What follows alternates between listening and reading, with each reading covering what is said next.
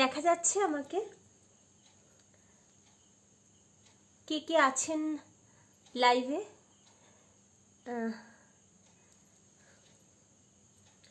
দেখা যাচ্ছে আমাকে? যদি কেউ এসে থাকেন একটু রেসপন্স করুন।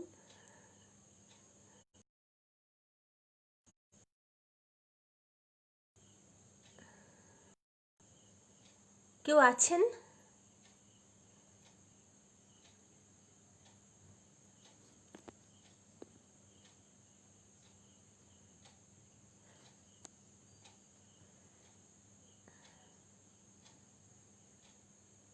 কেউ কি আছেন?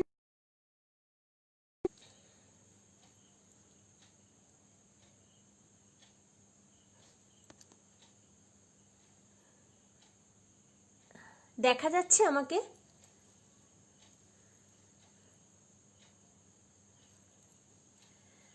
আচ্ছা,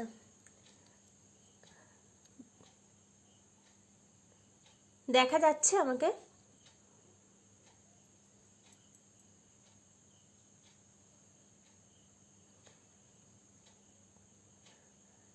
আচ্ছা,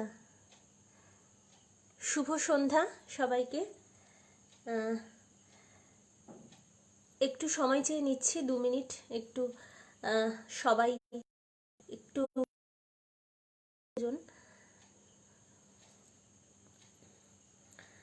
সবাইকে শুভ সন্ধ্যা। আমার আওয়াজ শোনা যাচ্ছে তো ঠিকঠাক? আওয়াজ শোনা যাচ্ছে তো?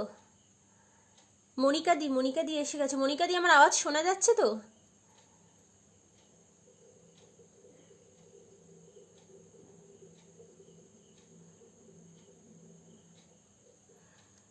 আচ্ছা, সৌম্যদীপ এসেছো? সৌম্যদীপ, আমার আওয়াজ কি ঠিকঠাক শোনা যাচ্ছে?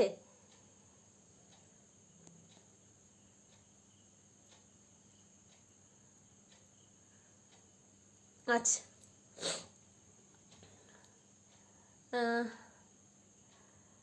সবাইকে শুভ সন্ধ্যা। আর একটু 2 মিনিট একটু অপেক্ষা করে নিই। সবাই বোধহয় এখনো এসে উঠতে পারেননি।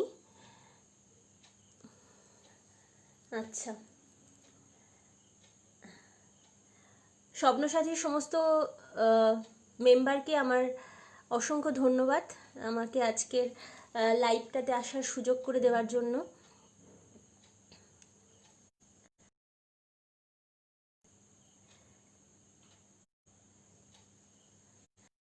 আচ্ছা, মন্দিরা দিয়ে এসে গেছে। আচ্ছা, সবাই আসছে।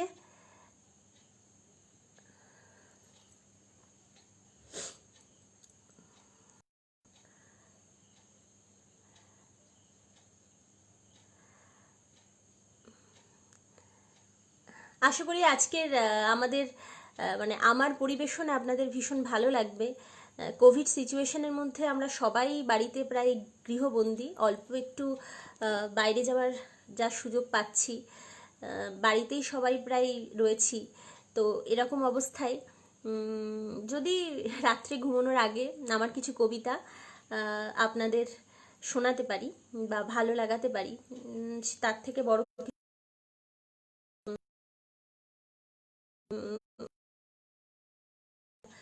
মনিকাদি বলছে সব ঠিক আছে রে কর। আচ্ছা, আজকের অনুষ্ঠান তাহলে শুরু করছি। সামনেই দুর্গাপূজা। সবাইকে আসন্ন শারদোৎসবের আন্তরিক প্রীতি ও শুভেচ্ছা জানাই। শারদোৎসব বলতেই মনে পড়ে দেবী দুর্গার কথা। দেবী দুর্গা আমাদের মূর্তির মধ্যেই শুধু যে আছে তেমনটা নয়, আমাদের এই মাটি পৃথিবীর প্রতিটা মানুষের মধ্যে, প্রতিটা নারীর মধ্যেই দেবী দুর্গা লুকিয়ে রয়েছেন। তাকে, তাদের সেই সংগ্রামকে স্যালুট জানিয়ে আজকের আমার প্রথম কবিতা, মল্লিকা সেনগুপ্তের লেখা কন্যা শ্লোক।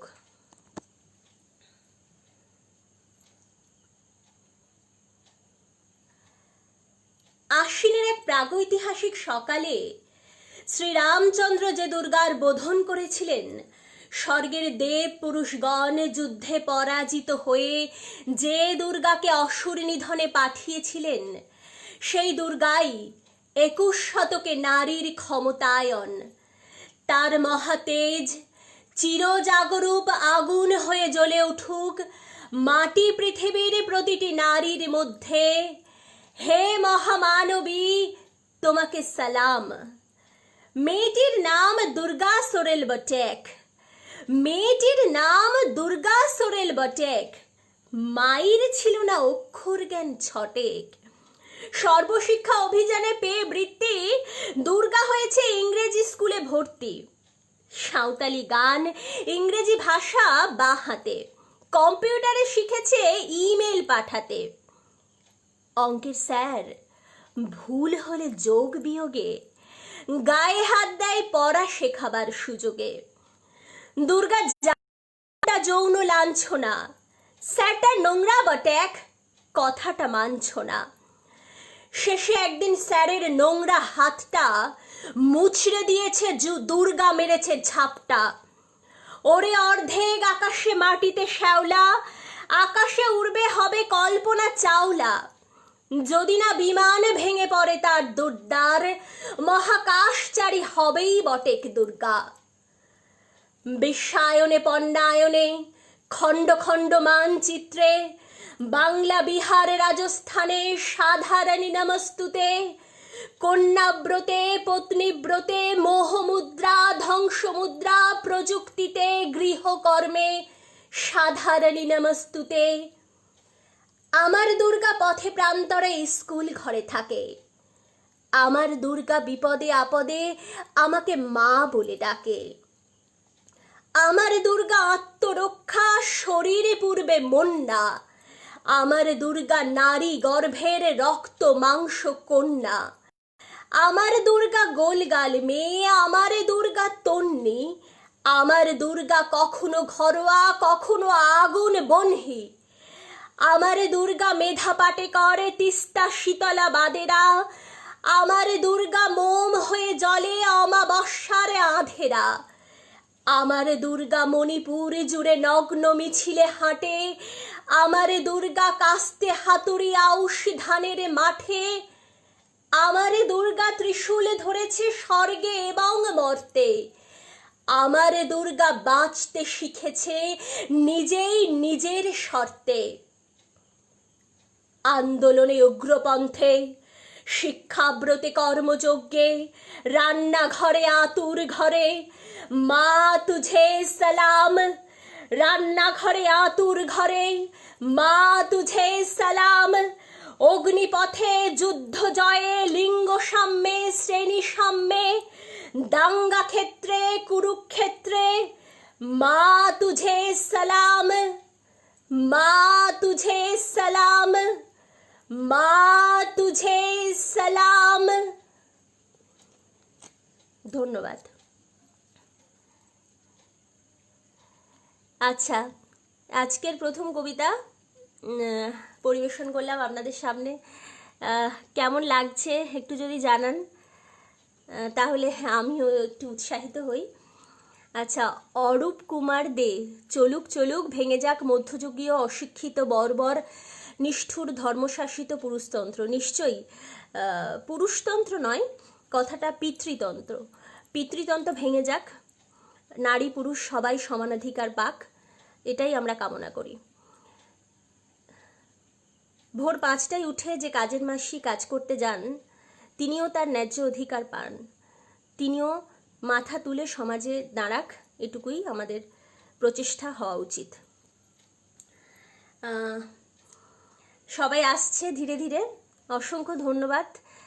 আপনারা আমার আবৃত্তি শুনছেন। এত রাত হয়ে গেছে, আমি ভাবিনি আসলে এতজন উপস্থিত থাকবেন। ধন্যবাদ।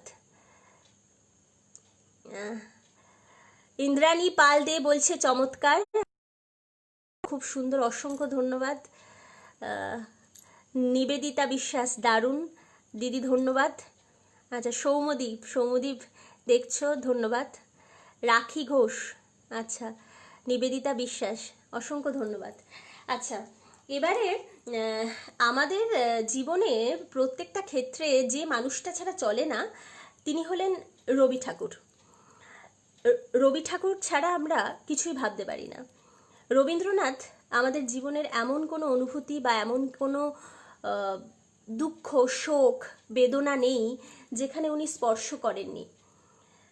রবীন্দ্রনাথ ঠাকুরের লেখা একটি কবিতা পড়ব এবার।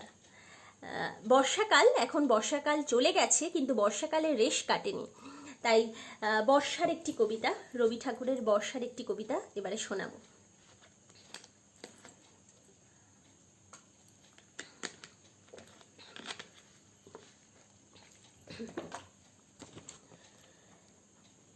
রবীন্দ্রনাথ ঠাকুরের লেখা বর্ষার দিনে। এমনও দিনে তারে বলা যায়, এমনও ঘন ঘোরে বরিশায়, এমনও মেঘ স্বরে বাদল ঝড় ঝরে, তপন হীন ঘন তমসায়, এমনও দিনে তারে বলা যায়, সে কথা শুনিবে না কেহ আর।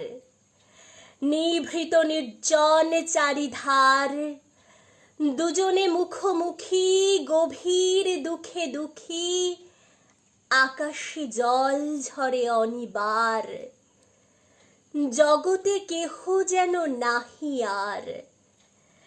সমাজ সংসার মিছে সব, মিছে জীবনের কলরব, কেবল আঁখি দিয়ে আঁখির সুধা পিয়ে, হৃদয় দিয়ে হৃদয় অনুভব, আধারে মিশে গেছে আর সব। বলিতে ব্যথিবে না নিজ কান, চমকি উঠিবে না নিজ প্রাণ, সে কথা আঁখি নীরে মিশিয়া যাবে ধীরে, বাদল বায়ে তার অবসান, সে কথা ছেয়ে দিবে দুটি প্রাণ। তাহাতে এ জগতে ক্ষতিকার, নামাতে পারি যদি মনোভার। শ্রাবণ বরিশনে একদা গৃহ কোণে, দু কথা বলি যদি কাছে তার, তাহাতে আসে যাবে কি বাকার। আছে তো তারপরে 12 মাস,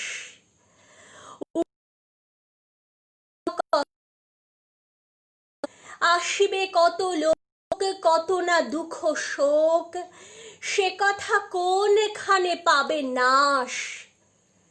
জগৎ চলে যাবে 12 মাস। ব্যাকুল বেগে আজি বহে বাই, বিজুলি থেকে থেকে চমকায়, যে কথা এ জীবনে রহিয়া গেল মনে, সে কথা আজই যেন বলা যায়। এমনও ঘন ঘোর বরিশাই, এমনও ঘন ঘোর বরিশাই। ধন্যবাদ। আচ্ছা, সবাই কেমন লাগছে? আমার কবিতা অলরেডি 2টো কবিতা বলা হয়ে গেছে, অসংখ্য ধন্যবাদ। অরূপ কুমার দেব বলছে খুব ভালো লাগছে। অপর্ণা দাস খুব প্রিয় কবিতা। হ্যাঁ, এটা আমারও খুব প্রিয় কবিতা, ধন্যবাদ। আচ্ছা, রাখি ঘোষ, নেট সমস্যা, ঠিকঠাক শোনা যাচ্ছে না। আচ্ছা, আমার কথা কি ঠিকঠাক শুনতে পাচ্ছেন না? অনেক জায়গায় একটু হয়তো নেট সমস্যা হচ্ছে, একটু দয়া করে যারা অন আছেন, আমার কথা কি মানে সব কথা শুনতে পাচ্ছেন? একটু যদি জানান আমার খুব সুবিধা হয়।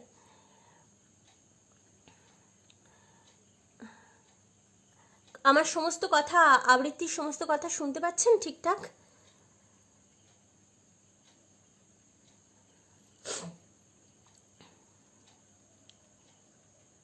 আচ্ছা, মনিকা দি, আচ্ছা আচ্ছা আচ্ছা, একটু একটু একটু আমাকে জানান আমার কথা ঠিকঠাক শুনতে পাচ্ছেন? একজন বললেন নেট সমস্যা হচ্ছে, ঠিকঠাক শুনতে পাচ্ছো? মন্দিরা দি আমার কথা শুনতে পাচ্ছ ঠিকঠাক? মন্দিরা দাস, আচ্ছা শুনতে পাচ্ছ তাহলে। আচ্ছা, ধন্যবাদ। সঞ্চারী সাহা বলছে শুনতে পাচ্ছি, আচ্ছা ধন্যবাদ। আচ্ছা, এবারে আমার একটা অত্যন্ত প্রিয় কবিতা। এই কবিতাটা বলার আগে আমি একটা কথা বলতে চাই, যে কবিতাটা বলতে যাব। আমাদের এখানে একটা লোক সংস্কৃতি একটা মেলা হয় ছোটোখাটো, মেলামেশা বলে। তো মেলামেশাতে এই কবিতাটি আমি বলেছিলাম। এটি একটি আঞ্চলিক ভাষায় লেখা কবিতা, এবং কবিতাটি বলার পরে যখন আমি চলে আসি সেখান থেকে, বাইরে একজন ভ্যানওয়ালা ছিলেন, তো উনি আমাকে বলেছিলেন যে দিদি, আপনার কবিতাটা না আমার খুব ভালো লেগেছে। আমার ওনার কাছ থেকে, অনেকের কাছ থেকে বিভিন্ন কমপ্লিমেন্ট পেয়েছি, কিন্তু একজন খেটে খাওয়া মানুষ, যার মানে এই কবিতার যে এসেন্সটাই সেটা, যে কবিতাটা বলতে যাচ্ছি এবার, তার কাছ থেকে এই কথাটা শোনা, ইটস মাই প্লেজার। তো এটা আমি ভীষণ আনন্দিত হয়েছি এবং খুব খুশি হয়েছিলাম শুনে। এই কবিতাটার সাথে অনেক স্মৃতি জড়িয়ে আছে, তাই একটু শেয়ার করলাম আপনাদের সাথে।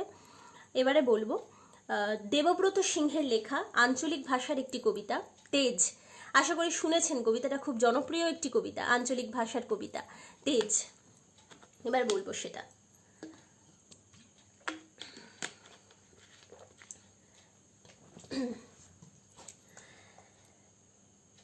আমি জামবনের কুইরি পাড়ার শিবু কুইরির বিটি সাজলি বটেক। কাগজ আলারা বইলেক, উহু অতটুকু বইলে হইবে কেন? তুমি খ্যাত মজুরের মিয়া, তুমি এবারে মাধ্যমিকে প্রথম হয়েছ, তোমারে বলতে হবে আরো অনেক কিছু। টিভি আলারা বইলেক, তুমি খ্যাত মজুরের মিয়া, তুমি কি করে কামিন খাইতে মাধ্যমিকে প্রথম হইলে বলো দেখি, সেই কথা তোমারে বলতে হবে খুলে। পঞ্চায়েতের রনি বৌদি, প্রধান উপপ্রধান সবাই একেবারে হামলিয়ে পড়লো আমাদের মাটির কুঁড়া ঘরে। জাম্বনি স্কুলের হেডমাস্টার সেই কোন বিহান বেলায় টিনের আগর খুইলে হাইকে ডাইকে খবরটা যখন প্রথম শুনাইলে, তখন মাকে জড়ায় শুয়েছিলাম আমি। কুঁড়া ঘরের ঘুরঘুরটি আন্ধারে হেডমাস্টারকে দেখে মায়ের পাড়া আমিও চোখ কচালে হাঁ হয়ে ভেবেছিলাম, এ কি সপল দেখছি নাকি? হেডমাস্টার কইলেক, সপল লয় সত্যি বটেক। কথাটা শুনে কায়দে ভাইসে দিয়েছিলাম আমরা দু মা বিটি। আজ বাপ বাঁচি থাকলে মানুষটাকে আমি দেখাইতে পাইতাম বহুত কিছু। আমার বুকের ভিতরে যে তেজালো সন্ধ্যা বাতিটা জ্বালিয়ে দিয়েছিল মানুষটা, সেটা দেখাইতে পাইতাম। আপনারা বলছেন বটে, তোমাদের মতো মিয়ারা যদি উঠে আসে তাহলে ভারতবর্ষ উঠে আসে। কথাটা খুবই সত্যি বটে, কিন্তু উঠে আসবার পথটা যে এখনো তৈয়ার হয় নাই। খাড়া পাহাড়ে উঠা যে কি জিনিস, বহুত দম লাগে, বহুত তেজ লাগে। আমি জামবনের কুইরি পাড়ার শিবু কুইরির বিটি সাজলি, যখন থেকে হুঁশ হয়েছে তখন থেকে শুনে আসছি, বিটি না মাটি। ঠাকুমা বলতে পরের ঘরে হিসেল ঠেলবে, তার আবার লিখা পড়া। গায়ের বাবুরা বলতে তুই কুইরি পাড়ার বিটি ছিলা, তোর কামিন খাইটা ছেড়া গতি কি? বাপ বলতে, দেখ সাজলি, যে যা বলছে বলুক, এক কানে শুনহালে আর এক কান দিয়া বাইর করে দিবি। তখন বাবু পাড়ার কুচিল দে ঘরে ঘরে কামিন খাইত আমার মা। মাঝে মধ্যে জ্বর টর আইসত বটে, জ্বর আইলে পর মা বেগিনাতে দালাই পেতে শুয়ে থাকত। মনে আছে, সে ছিল এক জাইর কলের সকাল। রদ উঠেছিল ঝলমলানি, ঝিঙা ফুলা রদ। আমি সেই হ্রদে পিঠ দুলাই গা বাঁচাই পড়ছিলাম ইতিহাস, কেলা সেবেনের সামন্ত রাজাদের ইতিহাস। বেঘরে গিন্নি লোক পাঠাইছিলে বার কতেক। মায়ের জ্বর সে তারা নাই ছাড়বেক। আমাদের দিদি বুড়ি তখনও বাঁচে, ফুলতলায় বসি কাঁথা কম্বল মুড়ি দিয়ে বিড়ি ফুঁকাইছিল বুড়ি। শেষতক পড়া থেকে উঠায় বাবু ঘরে পাঠাইছিল আমাকে। পুরানো ফটক ঘেরা উঠান, অত বড় দর দালান, অত বড় বারান্দা সব ঝাঁটফাট দিয়া সাফ সুদ্র কইরা আইসছিলাম চলে। দে ঘরে গিন্নি, আমাকে নাই ছাড়বেক। এক গাদা এঠা কাঠা ঝুটা বাসন আমার সামনে আনি দিলা। বললাম আমি তোমাদের ঝুটা বাসন ধুতে লাইব। বাবু কিন্নির সে কি রাগ! বললে যত বড় মুখ নয় তত বড় কথা। জানিস তোর মা, তার মা, তার মায়ের মা সবাই এতকাল আমাদের ঝুটা বাসন ধুয়ে গুজারে গেল, আর তুই বললি আমাদের ঝুটা বাসন ধুতে লাইবি? আমি বললাম হ, আমি তোমাদের ঝুটা বাসন ধুতে লাইব। তোমরা লোক দেখে লাও গো, আমি চললাম।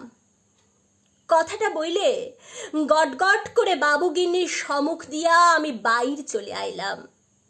তা বাদে সেলিয়ে কি ঝামেলা, কি অশান্তি। বেলা ডুবলে মাহাতোদের ধান কাটি বাপ ঘরে ফিরে আইলে পর দুপাতা লেখাপড়া করা লাদনির ছোট্ট মুখে বড় থুতির কথা সাত কাহন করে শোনাইছিল দিদি বুড়ি। মা কোনো রাগ করে নাই। আঘর মাসের সন্ধ্যা বেলায় পেগেনাতে আগুন জ্বালি গা হাত পা সেঁকছিল মা।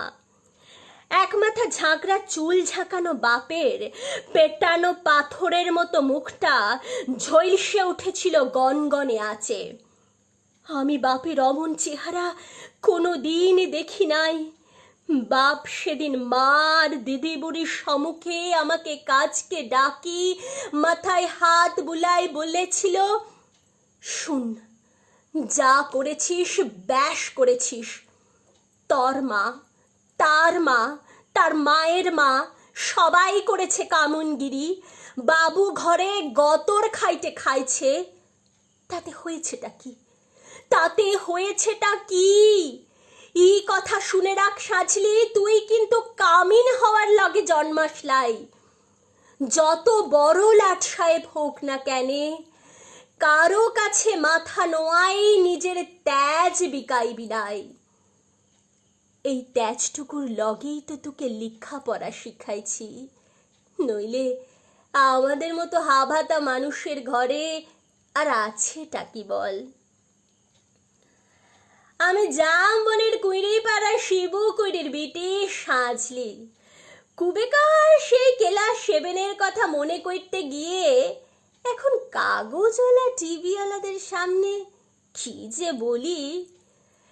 তালপাতার রক দিয়ে ঘেরা গোগুল পাতার ইগনাতে লুকিয়ে এখন লুকাকার। তার মাঝে জিপ গাড়ি চেপে আগু পিছু পুলিশ নিয়ে মন্ত্রী আইল্যাক ছুটে। কোথায় সাজলি কইরে, কোথায়? বলতে বলতে সোজা আমাদের মাটির কুঁড়া ঘরে। হেডমাস্টার সাজলি পুনাম কর। মন্ত্রী তখন পিঠ চাবড়াইলেক। পিঠ চাবড়াইয়ে কইলেক, তুমি কামিন খাইটা মাধ্যমিকে প্রথম হইছ, তাই তোমারে দেখতে আইলাম। সত্যি বড় গরিব অবস্থা বটে। তোমাদের মতো মিয়ারা যাতে উঠে আসে, তার লগেই তো আমাদের পার্টি, তার লগেই তো আমাদের সরকার। এই লাও 10 লাখ টাকার চিকটা এখন লাও, আমরা তোমাকে আরো দিব, ফুল দিব, সম্বর্ধনা দিব, আরো দেদার টাকা তুলে নেব। এই এই এই টিভিওয়ালা কাগজওয়ালা কে কোথায় আছেন, এদিকে আসেন। সঙ্গে সঙ্গে ঝলসে উঠল কত রকমের ক্যামেরা। ঝলসে উঠল মন্ত্রীর মুখ, লালা মন্ত্রী লয়, মন্ত্রী লয়। ঝলসে উঠল আমার বাপের মুখ, গনগনা আগুনের পাড়া, আগুনে মানুষের মুখ। আমি তক্ষুনি বলে উঠলাম, এই টাকা আমার লাই লাগবে, আর আপনারা আমায় যে ফুল দিবেন, সম্বর্ধনা দিবেন বলছেন, তাও আমার নাই লাগবে। মন্ত্রী তখন ঢোক গিললেক। গায়ে সে দে ঘরে ঘরের বড় বেটা, সে এখন পার্টির বড় লেতা। ভিড় ঠেলে এগিয়ে এসে কইলেক, কেন রে সাজলি, কি হয়েছে? তুই তো তোর কি লাগবে খুলে বল খালি। আমার পাড়া আরো অনেক সাজলি আছে, আরো অনেক শিবু কুইরির বিটি আছে গাঁ গিরামে। যতদিন তারা অন্ধকারে পড়ে থাকবে, যতদিন তারা লিখা পড়া লাগি কাঁদি ভাষায় ব্যাক, ততদিন কোনো বাবুর দয়া আমার না ব্যাক, ততদিন কোনো বাবুর দয়া আমার নাই লাগব্যাক, আমার নাই লাগব্যাক। ধন্যবাদ। আচ্ছা, রিনা কাকিমা এসেছো? আচ্ছা, রাখি ঘোষ, অসাধারণ, সৌম্যদীপ, মন্দিরা, অরূপ কুমার, ঋতিকা, খুব খুব বেশ ভালো হয়ে যাচ্ছে। আপনারা এত রাত্রিবেলা আমার কবিতা শুনছেন, এটাই আমার কাছে অনেক আনন্দের ব্যাপার। ধন্যবাদ আপনাদের সবাইকে, ভীষণ ধন্যবাদ দেখছেন। আশা করি আমার কবিতা ভালো লাগছে।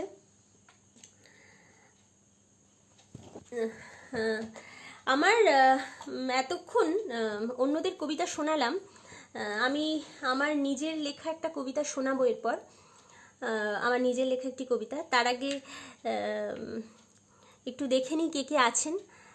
তন্ময় গুপ্ত, আচ্ছা তন্ময় গুপ্ত, নিবেদিতা দি, আচ্ছা তোমরা সবাই রয়েছো, ধন্যবাদ। আচ্ছা, মন্দিরা দাস, ধন্যবাদ দিদি। আচ্ছা ঠিক আছে, ঠিক আছে, তাহলে আমি এবার পরবর্তী আমার নিজের লেখা একটা কবিতা, ছোট্ট কবিতা একটু শোনাই।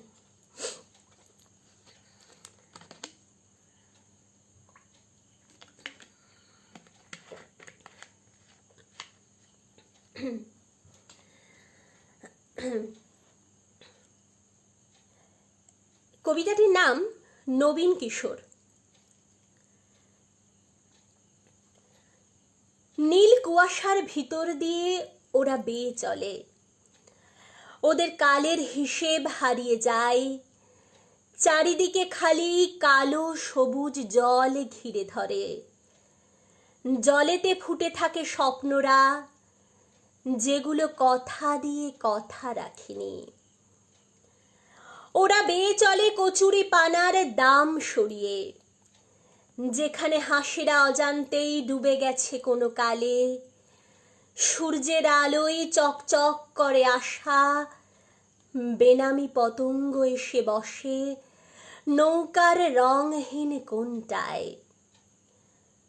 ওরা বেয়ে চলে মরে যাওয়া সময়ের ধার ঘেঁষে, দূর থেকে দেখে কোনো গ্রাম্য বধূর মধ্য দুপুরের স্নান, পুকুরের পাশের ভালোবাসা নামক গাছের হলুদ পাতা দেখে জলে ভরে আসে চোখ, মাথার উপর দিয়ে উড়ে যায় নীলকণ্ঠী পাখি। ওরা বেয়ে চলে দেশের কালের গণ্ডি পেরিয়ে, শুকিয়ে যাওয়া সর্ষে ক্ষেতের পাশে মরা নদী পেরিয়ে যায়, প্রজাপতির অস্থি পড়ে থাকতে দেখে নৌকা থেকে বোকার মতো দৃষ্টি তুলে। ওরা বেয়ে চলে শাপলা ফোটা বনের ভিতর দিয়ে, ওরা প্রাণপণে তোলে ভোরের রাশি রাশি ফুল, ওদের জামায় বিভেদের জল রক্ত লেগে থাকে, ওদের হাতে ধর্ম ডোরা কাটা দাগ ফেলে, তবু ওরা বেয়ে চলে বেই চলে এই পোড়া দেশ পোড়া পৃথিবীর ভার মাথায় দিয়ে। নবীন কিশোর, তোমার আর সত্যি ডাঙা দেখা হলো না। ধন্যবাদ। এই কবিতাটা আমার নিজের লেখা, ছোট্ট একটা কবিতা। আচ্ছা, ইন্দ্রাণী পালদেশ, শুভ্র পালৌরি, রীনা ভদ্র, সৌম্যদীপ দত্ত, আচ্ছা ধন্যবাদ অসংখ্য, তোমরা শুনছো। মনিকা দি আছো, আশা করছি আমার কবিতা ভালো লাগছে তোমাদের। এত রাত্রিবেলা অনেক রাত হয়ে গেছে। কেউ একজন একটু আগে লিখলেন যে নিশাচর, হ্যাঁ সত্যি বটে, আমরা নিশাচরই বটে। আমি মনিকা দিয়ে আমাকে রাত্রিবেলা 11টার সময় করার কথা বললো, আমি ভাবছিলাম যে হয়তো কেউ থাকবেই না, তো এতজন থাকবে ভাবিনি। ধন্যবাদ।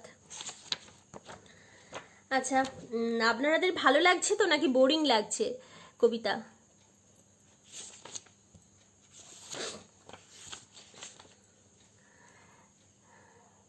আমার কবিতা ভালো লাগছে তো, আশা করি ভালো লাগছে, নাকি বোরিং লাগছে? তাহলে ছোট করে শেষ করে দেবো।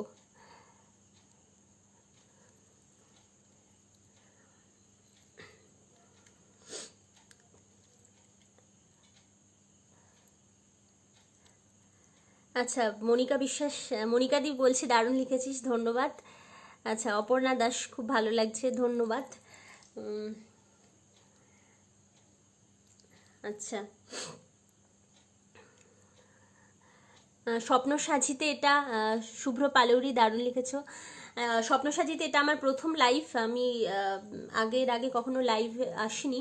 হ্যাঁ, একবার এসেছিলাম, তখন একদিন বোধহয় সবাই মিলে একটা অনুষ্ঠান হয়েছিল, তখন এসেছিলাম। বাট একা একা এরমভাবে লাইভে কোনো দিন আসিনি। স্বপ্ন সাজিতে এটা আমার প্রথম। ধন্যবাদ। আচ্ছা, পরবর্তী কবিতা আমার একটা খুব প্রিয় কবিতা, অমিতাভ দাশগুপ্তের লেখা আমার নাম ভারতবর্ষ। ভারতবর্ষ মানে শুধু ভারতবর্ষ নয়, দেশ মানে আমাদের কাছে কিন্তু ওই মানচিত্রে আঁকা একটা ছবি নয়। দেশ মানে দেশের প্রতিটা মানুষ, সেই মানুষগুলোর সুখ দুঃখ বেদনা, তাদের হাসি খুশি নিয়েই দেশ। দেশ মানে কিন্তু কোনো কাঁটাতারের বেড়া নয়। দেশ বলতে আমরা কি বুঝি, বা ভারতবর্ষ বলতে আমরা কি বুঝি, সব থেকে ভালোভাবে বোধহয় ফুটিয়ে তুলেছিলেন রবীন্দ্রনাথ ঠাকুর তার ঘরে বাইরে উপন্যাসে। ঘরে বাইরে উপন্যাস দেশাত্মবোধ নিয়ে লেখা বোধহয় সব থেকে শ্রেষ্ঠ উপন্যাস। এছাড়াও আরও অনেক কিছু আছে। এরকমই একটি কবিতা অমিতাভ দাশগুপ্তের লেখা। আচ্ছা, ধন্যবাদ। অমিতাভ দাশগুপ্তের লেখা আমার নাম ভারতবর্ষ, কবিতাটা শুরু করছি।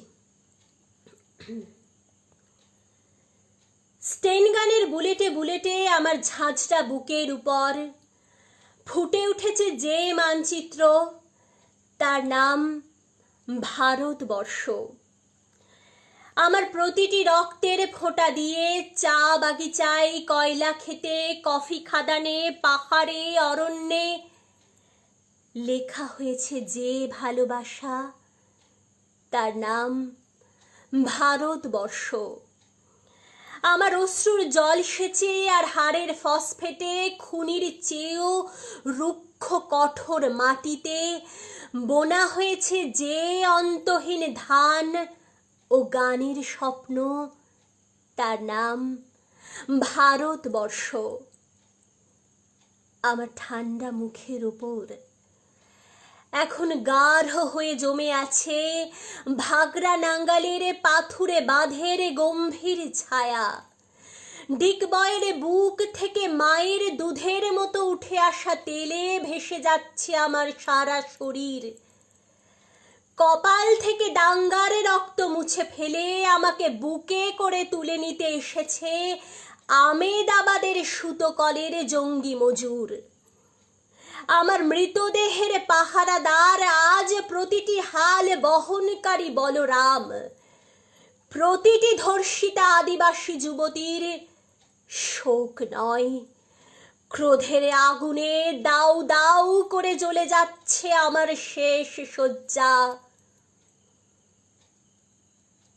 ভরাট গর্ভের মতো আকাশে আকাশে কেঁপে উঠছে মেঘ, বৃষ্টি আসবে। ঘাতকের স্টেনগান আর আমার মাঝ বরাবর ঝরে যাবে বরফ গলা গঙ্গোত্রী। আর একটু পরেই প্রতিটি খাল বিল পুকুর কানাই কানাই ভরে উঠবে আমার মায়ের চোখের মতো।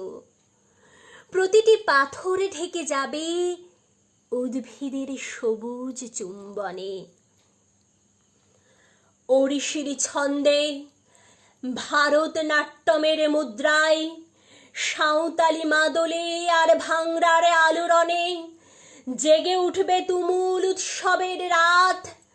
সেই রাতে, সেই তারাই তারাই ফেটে পড়া মেহফিলের রাতে তোমরা ভুলে যেও না আমাকে, যার ছেঁড়া হাত, ফাঁসা জঠর, উপড়ে আনা কলজে, ফোঁটা ফোঁটা রক্ত, অশ্রু, ঘাম, মাইল মাইল অভিমান আর ভালোবাসার নাম স্বদেশ, স্বাধীনতা, ভারতবর্ষ।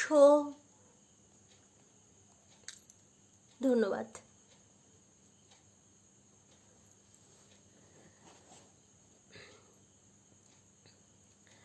আচ্ছা, আমার নাম ভারতবর্ষ। এটা আমার একটা খুব প্রিয় কবিতা ছিল।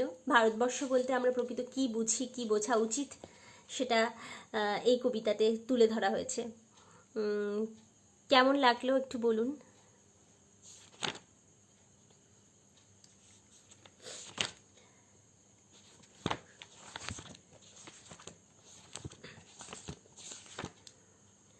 আচ্ছা, রুমা সাহা বলছে বাহ, ধন্যবাদ। মন্দিরা দি দেখছো, ধন্যবাদ। আচ্ছা, ধন্যবাদ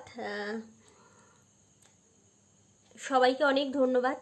এত রাত্রিবেলা সবাই লাইভে এখনো পর্যন্ত আছো, 10 জন মতো এখনো পর্যন্ত আছো, ধন্যবাদ সবাইকে। আচ্ছা, এবারে একটু একটু অন্য, সৌম্যদীপ, আচ্ছা সৌম্যদীপ তুমি আছো, এবারে একটু একটু অন্য ধরনের একটা কবিতা বলি। একটি অত্যন্ত জনপ্রিয় কবিতা, জয় গোস্বামীর লেখা একটি অত্যন্ত জনপ্রিয় কবিতা। কবিতাটি আমরা প্রচুর শুনেছি, আমাদের আশেপাশে খুবই একটি জনপ্রিয় কবিতা। আমাদের ছোটবেলাটা, আমরা যতই বড় হই না কেন, আমাদের কাছে প্রত্যেকের ছোটবেলাটা, ছোটবেলার স্মৃতি, বা ছোটবেলায় হয়তো কিছু ভালো স্মৃতি কোনো মানুষের সাথে, বা কোনো একজন মানুষ বা কোনো অনেক মানুষের সাথে আমাদের কিছু কিছু স্মৃতি জড়িত থাকে, সেগুলো আমাদের কাছে খুবই স্পেশাল। ছোটবেলার স্মৃতিগুলো আমরা কিন্তু কোনোদিনই ভুলতে পারি না। মন্দিরাদি বলছে এতগুলো লাভ দিলাম তো। আচ্ছা, হ্যাঁ জানি। ছোটবেলার স্মৃতি নিয়েই একটা কবিতা। কবিতাটা আমার খুব প্রিয় একটি কবিতা, মেঘবালিকার জন্য রূপকথা। কবিতাটা সবাই বোধহয় জানেন, শুনেছেন, তবু বলছি। মেঘবালিকার জন্য রূপকথা, জয় গোস্বামীর।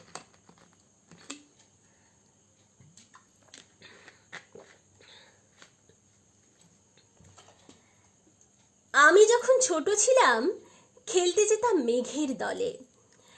একদিন এক মেঘ বালিকা প্রশ্ন করলো কৌতূহলে, এই ছেলেটা, নাম কি রে তোর? আমি বললাম ফুসমন্তর।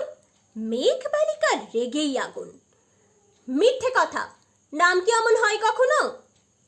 আমি বললাম নিশ্চয়ই হয়, আগে আমার গল্প শোনো। সে বলল শুনবো না, যা, সেই তো রানী, সেই তো রাজা, সেই তো একই ঢাল তলোয়ার, সেই তো একই রাজার কুমার পক্ষীরাজে, শুনবো না আর, ওসব বাজে। আমি বললাম তোমার জন্য নতুন করে লিখবো তবে।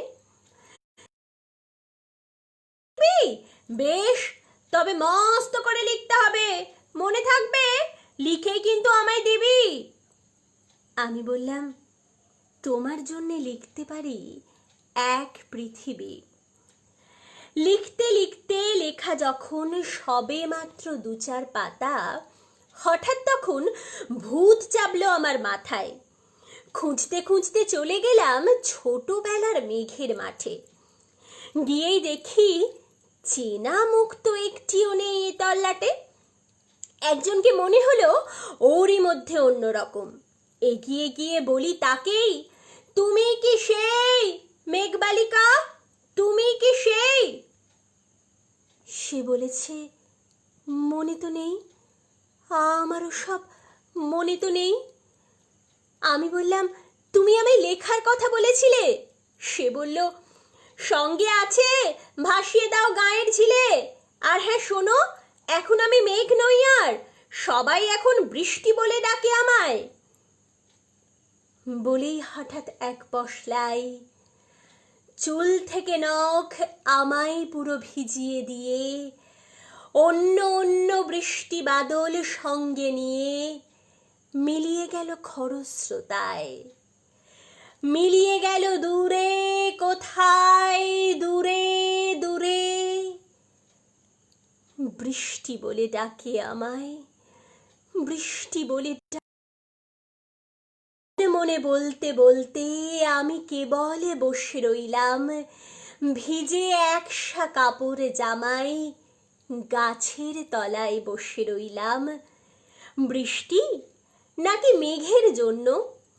এমন সময় অন্য একটি বৃষ্টি আমায় চিনতে পেরে বলল, তাতে মন খারাপের কি হয়েছে, যাও ফিরে যাও, লেখো আবার, এখন পুরো বর্ষা চলছে, তাই আমরা সবাই এখন নানান দেশে ভীষণ ব্যস্ত। তুমিও যাও, মন দাও কে তোমার কাজে, বর্ষা থেকে ফিরে আমরা নিজেই যাব তোমার কাছে। এক পৃথিবী লিখব আমি, এক পৃথিবী লিখব বলে ঘর ছেড়ে সেই বেরিয়ে গেলাম, ঘর ছেড়ে সেই ঘর বাঁধলাম গহন বনে। সঙ্গে শুধু কাগজ কলম, একাই থাকবো, একাই দুটো ফুটিয়ে খাবো। ধুলো বালি যখন যারা পড়বে মনে, তাদের লিখবো, লিখেই যাব। এক পৃথিবীর 100 রকম স্বপ্ন দেখার সাধ্য থাকবে যেরূপ কথার, সেরূপ কথা আমার একার। ঘাড় গুঁজে দিন লিখতে লিখতে, ঘাড় গুঁজে রাত লিখতে লিখতে, মুছেছে দিন মুছেছে রাত, যখন আমার লেখবার হাত অসার হলো, মনে পড়ল সাল কি তারিখ, বছর কি মাস, সেসব কিছুই ভুলে দেখিনি। লেখার দিকে তাকিয়ে দেখি এক পৃথিবী লিখব বলে একটা খাতাও শেষ করিনি। সঙ্গে সঙ্গে ঝমঝমিয়ে বৃষ্টি এলো খাতার উপর, আজীবনের লেখার উপর। বৃষ্টি এলো এই অরণ্যে, বাইরে তখন গাছের নিচে নাচছে ময়ূরে আনন্দিত। এ গাছ ও গাছ ছুটছে পাখি, বলছে পাখি, এই অরণ্যে কবির জন্যে আমরা থাকি। বলছে ওরা, কবির জন্যে আমরা কোথাও, আমরা কোথাও, আমরা কোথাও হার মানিনি। কবি তখন কুটির থেকে তাকিয়ে আছে অনেক দূরে, বনের পরে, মাঠের পরে, নদীর পরে, সেই যেখানে সারা জীবন বৃষ্টি পড়ে, বৃষ্টি পড়ে, সেই যেখানে কেউ যায়নি, কেউ যায় না কোনোদিনই। আজ সে কবি দেখতে পাচ্ছে সেই দেশে সেই ঝর্ণা তলায় এদিক ওদিক ছুটে বেড়ায় সোনাই মোরা মেঘ হরিণী। কিশোর বেলার সেই হরিণী। মেঘবালিকার জন্য রূপকথা। এই কবিতাটা আমি খুব বলতাম ছোটবেলায়, ছোটবেলায় শুধু নয়, অনেক বড় বয়স পর্যন্ত বলতাম, এখনো বলি, আমার খুব প্রিয় একটা কবিতা। আচ্ছা, এখনো রাখি ঘোষ, অপর্ণা দাস, মন্দিরা দাস, আচ্ছা ধন্যবাদ।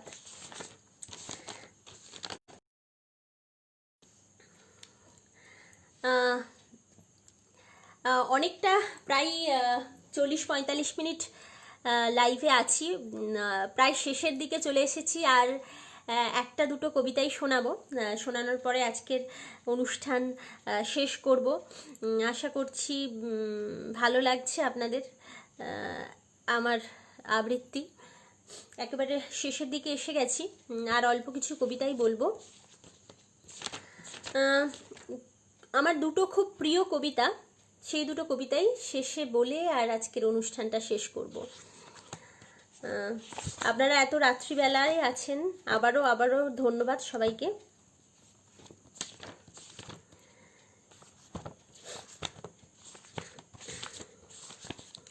আচ্ছা, এবারে একটা কবিতা বলবো।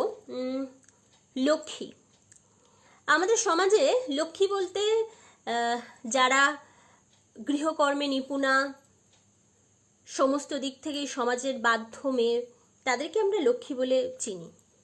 আমাদের কিন্তু সমাজে এই লক্ষ্মীদের খুব ডিম্যান্ড। কবি সুবোধ সরকারের লেখা কবিতা লক্ষ্মী। তো এই লক্ষ্মীটা কে এই কবিতার মাধ্যমে তুলে ধরা হয়েছে।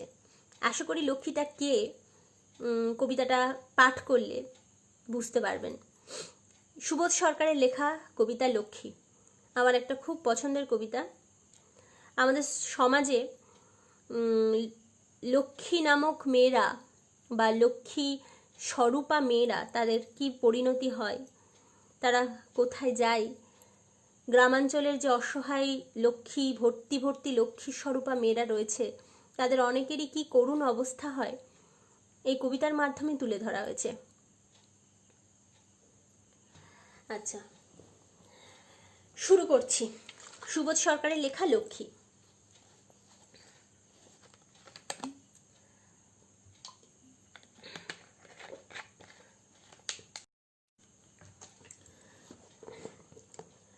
লক্ষ্মী, তুই যখন এলি ক্যানিং থেকে বরানগর, শরীরে তোর সদ্য বিয়ে, দিঘির মতো দুচোখ তোর, দুচোখে তোর বরানগর, দুচোখে তোর শ্বশুর বাড়ি, টিনের চাল মাটিতে শোয়া, মাথার পাশে ভাতের হাঁড়ি, বাসি রুটির সঙ্গে নুন, সঙ্গে ভাত একটুখানি, তাতেই শোয়ে তুই তখন বস্তি ঘরে রাজেন্দ্রাণী। কিন্তু যেটা বলার কথা, কে তোর বর, কোন ছেলেটা, বাঁ হাত নেই, গলায় চেন, কে দিল তোর এই বিয়েটা? লক্ষ্মী, তুই যখন এলি ক্যানিং থেকে কলকাতায়, তখনই জানি দুঃখ আছে তোর শিকড়ে তোর পাতায়। দুঃখ ছিল গ্রামেও, তবে রাগ ছিল না নিশীথকালে। যে দুঃখটা ভারত জুড়ে, সে দুঃখটা চালে ডালের। বছর যেতে না যেতেই তুই হাওড়া থেকে কোথায় গেলি, বোম্বে গেলি, দুবাই গেলি, এবং তুই ফিরেও এলি। লক্ষ্মী, তুই দুবাই বসে সরু চালের ভাত খেতিস। হুইস্কির বোতলগুলো ছিল তোর দুচোখে বিষ। শিখতে হলো সে বিষ খেতে, বিষ না খেলে ছিল চাবুক। ক্যানিং থেকে দুবাই এসে শুকিয়ে গেল দিঘির বুক। প্রথমে তোকে তোর বাবা মা বিকিয়েছিল অল্প দামে, বরানগর, বোম্বে, গোয়া, দুবাই এসে বিক্রি থামে। এখানে তোর বিক্রি শেষ, জল শুকলো তোর দিঘিতে। একটা লোক এলো সেদিন তোকে হঠাৎ ফিরিয়ে নিতে। লোকটা কে রে? লোকটা বুড়ো। লক্ষ্মী, তুই ওকে চিনিস? লোকটা তোর বর, তোর স্বামী। কোথায় যেন দেখেছিলিস বিয়ের রাতে এক ঝলক, বরানগরে দু একবার।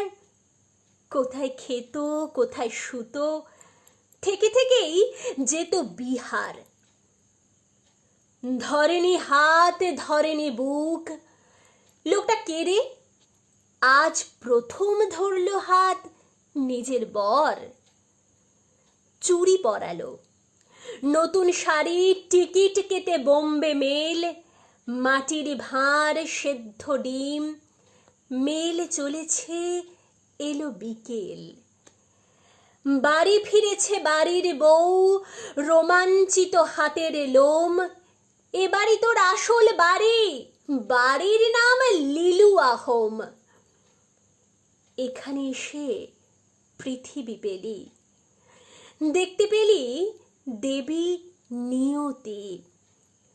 সন্ধে হলে বিড়ি ধরাই লক্ষ্মী আর সরস্বতী, সন্ধে হলে বিড়ি ধরাই লক্ষ্মী আর সরস্বতী।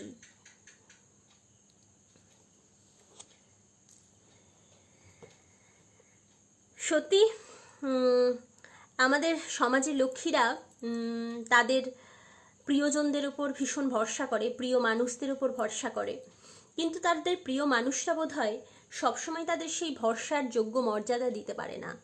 তাই তাদের শেষ পর্যন্ত অনেকেরই হয়তো দুবাইতে স্থান হয়, আবার অনেকেরই স্থান হয় লিলুয়া হোমে। সারা জীবন এরা স্বপ্ন দেখেই তাদের জীবনটা কেটে যায়। এরকম ঘটনা আমাদের চারিপাশে অজস্র ভর্তি। তাই নারী স্বাধীনতা আনতে গেলে এদেরকে আগে যথাযথভাবে সমাজে সুপ্রতিষ্ঠিত করা দরকার। নারী স্বাধীনতা মানে দুটো বক্তৃতা দিয়ে দিলাম কোনো সভায় গিয়ে, সেটা নারী স্বাধীনতা নয়। নারী স্বাধীনতা মানে সমাজের সমস্ত স্তরের মেয়েরা যাতে মাথা তুলে দাঁড়াতে পারে, সেটাই নারী স্বাধীনতা। একেবারে শেষে, অনুষ্ঠানের শেষে এসে গেছি। আজকের অনুষ্ঠান শেষ করব আমার একটা খুব প্রিয় কবিতা দিয়ে। ভীষণ পছন্দের কবি সুনীল গঙ্গোপাধ্যায়, আমার খুব প্রিয় একজন কবি, ওনার লেখা একটা কবিতা। কবিতাটা দিয়ে শেষ করব। শেষের আগে একটুখানি দেখে নিই কে কে আছেন। অরূপ কুমার দে, ইন্দ্রাণী পাল দে, আচ্ছা আচ্ছা, ধন্যবাদ সবাইকে। এতক্ষণ প্রায় 50-55 মিনিট মতো রইলেন, আমার কবিতা শুনলেন। অসংখ্য ধন্যবাদ সবাইকে। আশা করছি আমার কবিতাগুলো খুব ভালো লেগেছে আপনাদের। আর শেষ কবিতা শোনাবো আজকে, প্রিয় আমার একটা কবিতা।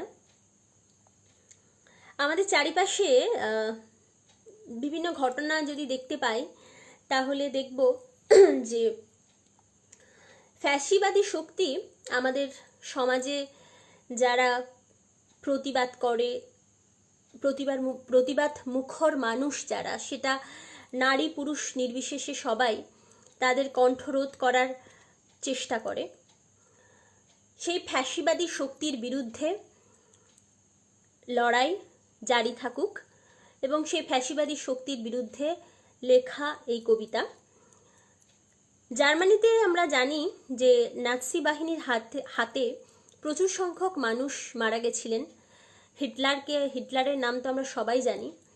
সেই নাৎসি বাহিনীর হাতে মারা যাওয়া একজন কবি লোরকা স্মরণে লিখেছিলেন। লোরকার মৃত্যুতে লোরকাকে উৎসর্গ করে সুনীল গঙ্গোপাধ্যায় এই কবিতা লিখেছিলেন, এবং এই কবিতা আজকের দিনে অন্তত ভীষণ প্রাসঙ্গিক একটি কবিতা।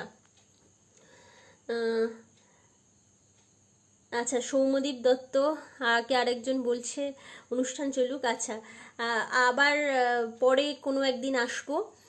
আজকের এটা শেষ কবিতা আমার। পরে কিছুদিন পরে আবার আসবো, নিশ্চয়ই লাইভে আসবো। আপনাদের সবাই আমার কবিতা ভালো লেগেছে, এটাই অনেক। পরে আবার আসবো কখনো। আজকে শেষ কবিতা বলে শেষ করব।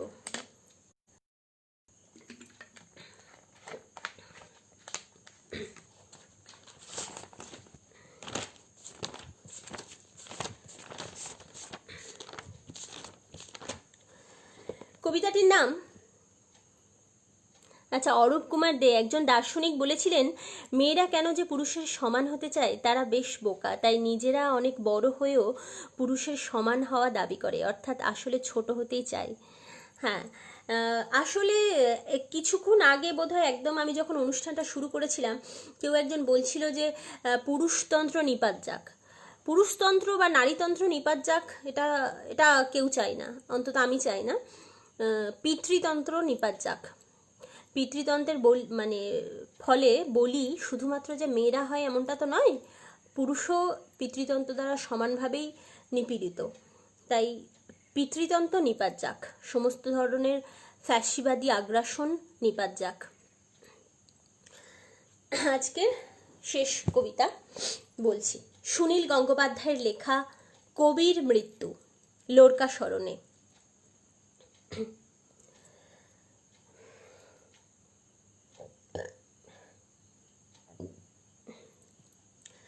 দুজন খসখসে সবুজ উর্দি পরা সিপাহী কবিকে নিয়ে গেল টানতে টানতে। কবি প্রশ্ন করলেন, আমার হাত শিকলে বেঁধেছ কেন? সিপাহী দুজনে উত্তর দিল না। সিপাহী দুজনেরই জিভ কাটা। অস্পষ্ট গোধূলি আলোয় তাদের পায়ে ভারী বুটের শব্দ, তাদের মুখে কঠোর বিষণ্ণতা, তাদের চোখে বিজ্ঞাপনের আলোর লাল আভা। মেটে রঙের রাস্তা চলে গেছে পুকুরের ধার ধরে, ফ্লুরোসেন্ট বাঁশঝাড় ঘুরে। ফসল কাটা মাঠে এখন সদ্যকৃত বদ্ধভূমি। সেখানে আরো 4 জন সিপাহী রাইফেল হাতে প্রস্তুত। তাদের ঘিরে হাজার হাজার নারী ও পুরুষ।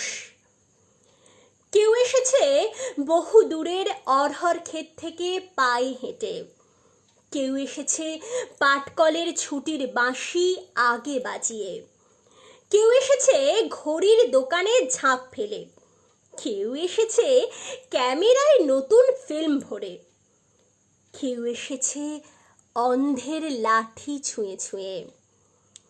জননী শিশুকে বাড়িতে রেখে আসেননি, যুবক এনেছে তার যুবতীকে।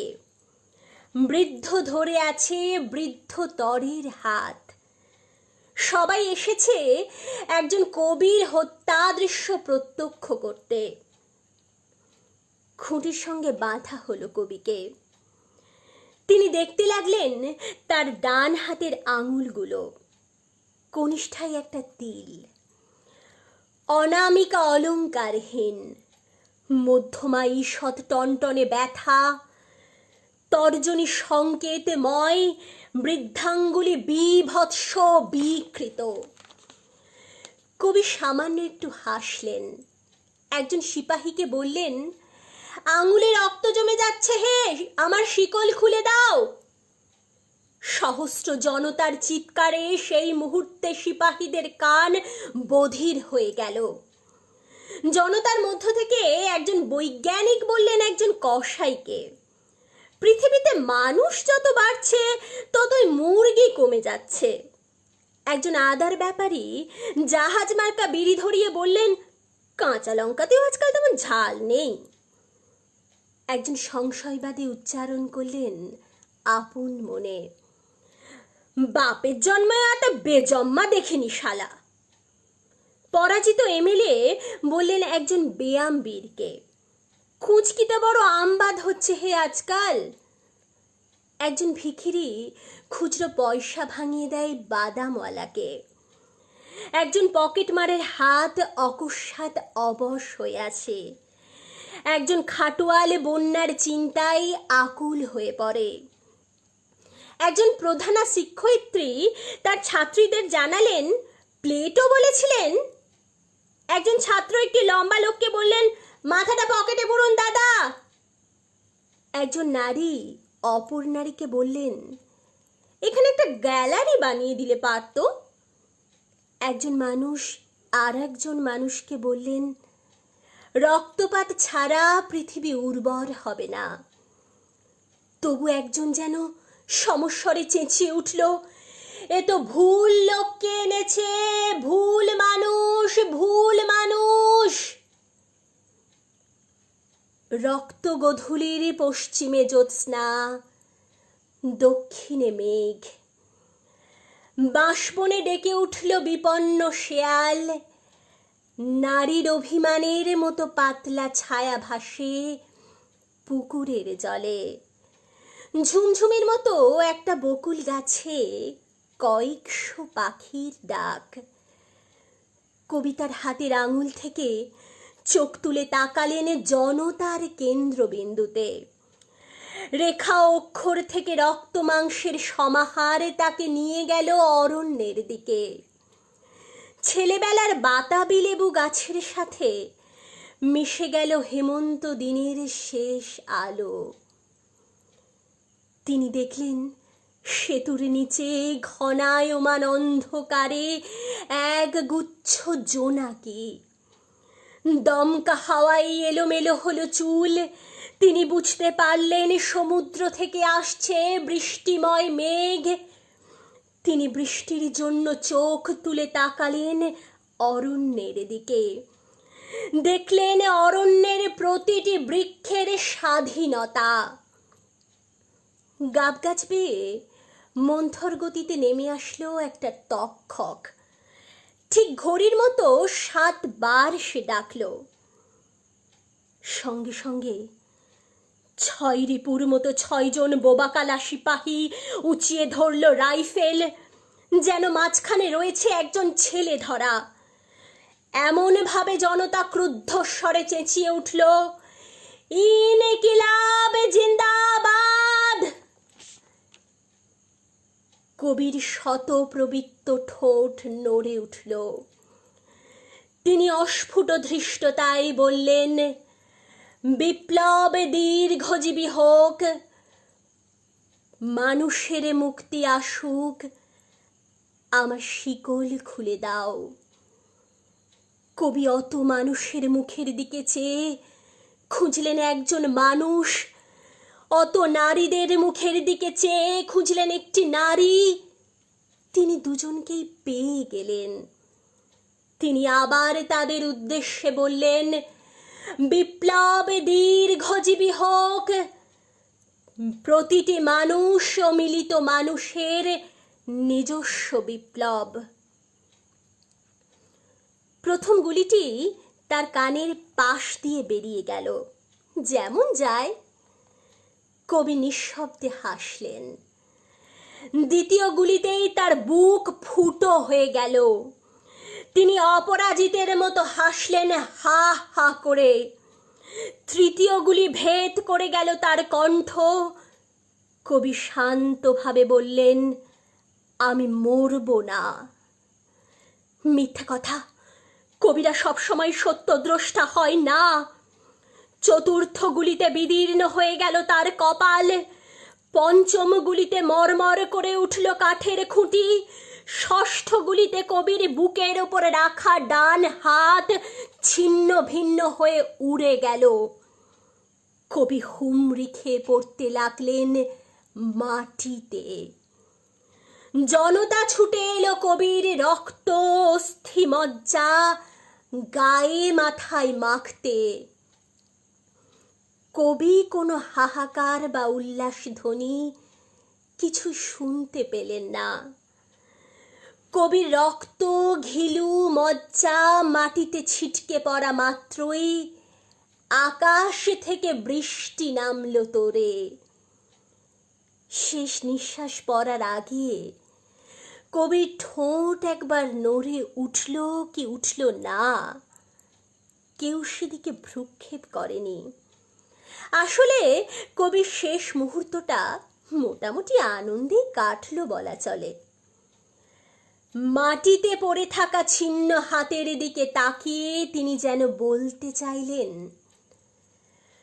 বলেছিলাম কিনা আমার হাত শিকলে বাঁধা থাকবে না।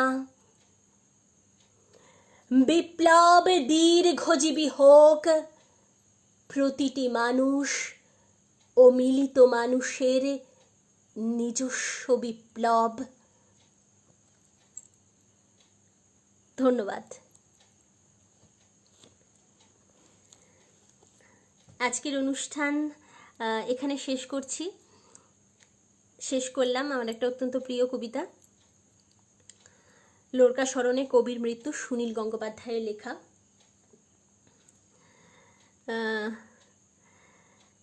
ধন্যবাদ সবাইকে, এতক্ষণ আমার সাথে ছিলেন।